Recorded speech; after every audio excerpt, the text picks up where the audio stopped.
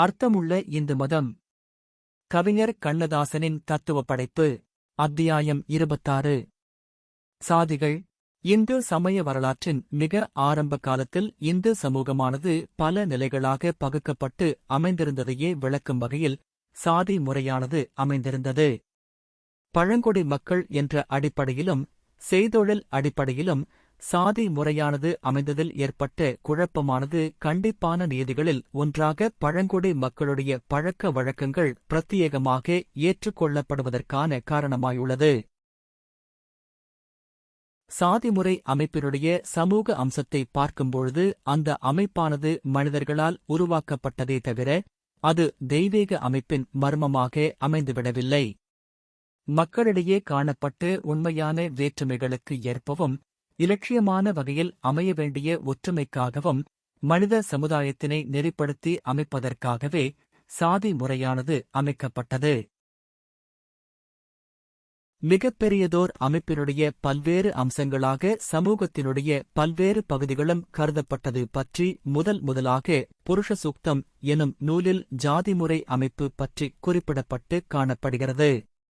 மனித சமுதாயமானது பல்வேறு உறுப்புகளுடன் கூடிய ஒரு முழுமைப் பொருளாகவும் அதனுடைய ஒவ்வொரு அங்கமும் தனக்கான பொறுப்புகளையும் கடமைகளையும் சரிவர நிறைவேற்றுவதன் மூலமாக பிற அங்கங்களும் தம்முடைய பொறுப்புகளையும் கடமைகளையும் செவ்வனே நிறைவேற்றுவதற்கு உதவியும் பிற அங்கங்கள் தம்முடைய பொறுப்புகளையும் கடமைகளையும் செவ்வனே நிறைவேற்றி வரக்கூடிய காரணத்தால் தன்னுடைய பொறுப்புகளையும் கடமைகளையும் செவ்வனே நிறைவேற்றும் வகையில் பல அம்சங்களும் ஒன்றை மற்றது இயல்பாகச் சார்ந்து அமையும் வகையில் அமைந்துள்ளன.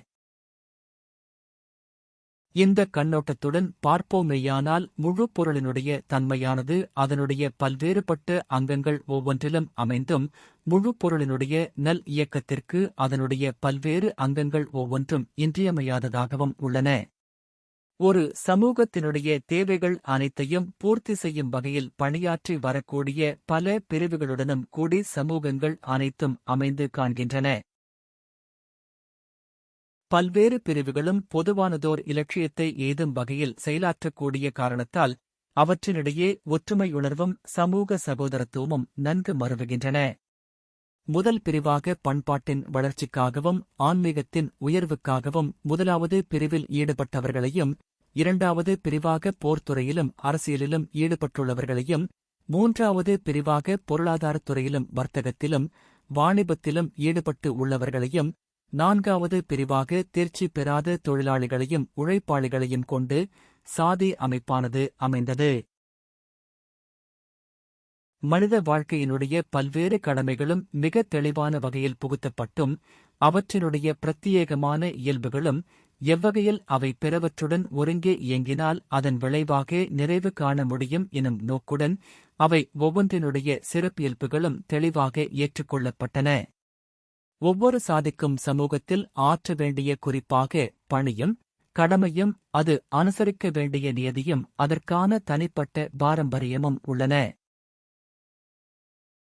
உணவியல் பற்றியும் திருமண இயல் பற்றியும் சில முறைகளைக் கையாண்டும் ஓரளவு பரம்பரை பழக்க வழக்கங்களை மேற்கொண்டும் பல்வேறு பிரிவுகளும் ஒன்றுக்கொன்று இயைந்து ஒற்றுமையுடன் கூடி வாழ்ந்து வரக்கூடிய ஒரு கூட்டு நிறுவனம் போன்றதுதான் சாதிமுறை அமைப்பு ஆகும். ஒவ்வொரு பிரிவும் பிற பிரிவுகளுடைய ஈடுபாடும் தலையீடுமின்றி தனிப்பட்ட வகையில் தம்முடைய இலட்சியங்களையும் குறிக்கோள்களையும் ஏதும் முயற்சியில் பூரண சுதந்திரத்துடனும் சுயேச்சையாகவும் இயங்குவதற்கு கூடிய வழிவகைகள் உள்ளன. பல்வேறு சாதிகளிடையே பல்வேறுபட்ட கடமைகளும் முழு அமைப்பினுடைய ரீதியில் முக்கியத்துவம் வாய்ந்ததாகவே அனைத்தும் கருதப்பட்டன. வேத நூல்களில் காணக்கூடிய உயரிய கருத்துக்களை பிறருக்கு எடுத்துக் கூற வேண்டிய குருவினிடத்து காணப்பட வேண்டிய மனநிறைவும் அமைதியும், போர்க்களத்தில் சமர்புரியும் வீரனுடைய வீரமும் திறனும், வர்த்தக வாணிபத்தில் ஈடுபட்டுள்ளவருடைய மன நேர்மையும், தொழிலாளியின் பொறுமையுணர்வும் உழைப்புத் திறனும் இவையனைத்தும் சமுதாயத்தின் நல்வளர்ச்சிக்கு வழிகோலுகின்றன. இந்த அம்சங்கள் ஒவ்வொன்றுக்கும் தனிப்பட்ட முறையில் தனிப்பட்டதொரு நிறைவு நிலை என்பது ஒன்று உண்டு. மேலே நீங்கள் படித்தது டாக்டர் ராதாகிருஷ்ணன் அவர்களுடைய கருத்துரையாகும். இந்து தர்மமும் வாழ்க்கையும் என்ற நூலில் அவர் இவ்வாறு கூறுகிறார். அவரது தெளிவான கருத்தை அறிந்து கொள்ள முடியாதவாறு அந்த நூலை மொழிபெயர்த்தவர் கொடுமையான தமிழைக் கையாண்டிருக்கிறார். ஆயினும் அவருடைய தமிழையே நான் மீண்டும் மொழிபெயர்த்து ஓரளவு புரிந்து கொண்டேன்.